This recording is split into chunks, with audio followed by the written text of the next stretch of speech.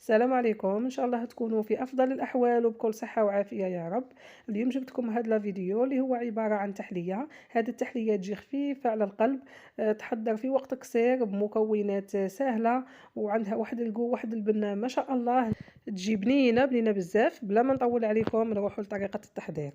هنا اول مرحله غادي في الكاسرول تاعنا نديروا كاس تاع ماء مع 4 ملاعق كبيره نتاع فلون. انايا هنا فلون استعملت تاع الموز، نتوما تقدروا تستعملوا فلو فاني ولا تستعملوا فراوله. المهم القول اللي يعجبكم.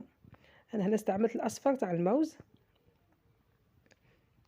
نديرو ونخلطوا مليح، نديروها فوق النار ونخلوها حتى تغلي. من تغلي نطفوا عليها ونخلوها تبرد.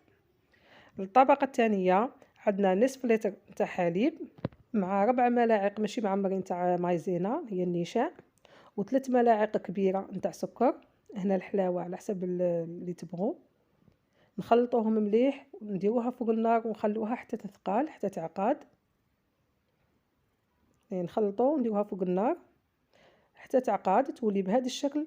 نطفوا عليها ونديروا لها ملعقه كبيره نتاع زبده، نزيدوا معاها العطر. انا هنا استعملت عطر الموز باش يمد لها كو شباب، ونخلطوا. ها هو الشكل النهائي تاعها. نجيبوا الكؤوس لي فيغي اللي غادي نستعملوهم. انا استعملت هذا الشكل. في الطبقه السفليه نستعملوا لي بودواغ، انا استعملت هذا النوع. تقدروا تستعملوا ماكاو ولا بيمو ولا اي غاطو ساك يكون عندكم. شمختها انايا هاولا فتتاه في الطبقه التحتانيه، فتتاه بهذا الشكل. وغادي نشربه بالسيرو.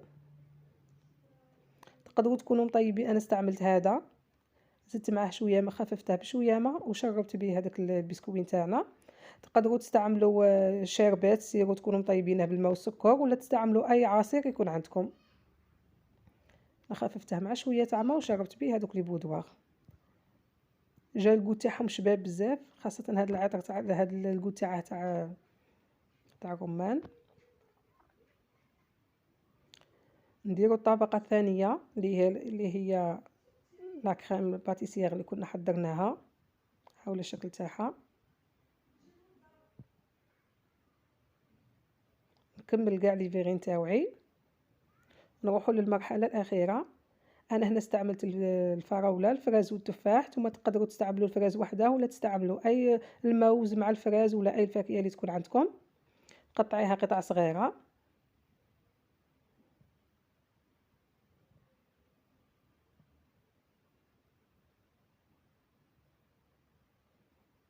انا قطعتها قطع صغيره بهذا الشكل.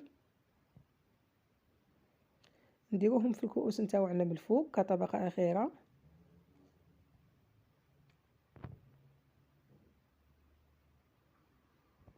نوزعوهم باش يجي الشكل تاعهم شباب، ونفرغوا فيهم هذاك الخليط اللي كنا طيبناه الاول تاع الفلون مع الماء اللي كنا طيبناه. خليناه يغلي وطفينا عليه. نفرغوه فوق هذيك الفاكهه اللي قطعناها.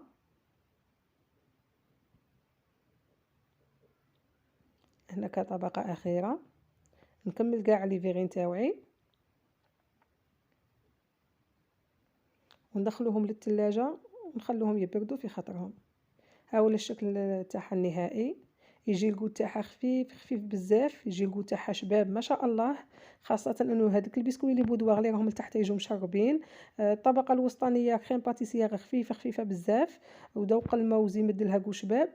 والطبقه الاخيره اللي هي هذيك الطبقه تاع الفلون غادي تجمد ما تبقاش سايله، غادي تولي بهذا الشكل كما كنتوا تشوفوا، مع هذيك الفواكه مقطعه تمد لها كو شباب تجي خفيفه ما شاء الله. ان شاء الله تكون عجبتكم هذه الوصفه تاع اليوم. هاو الشكل النهائي تاعها.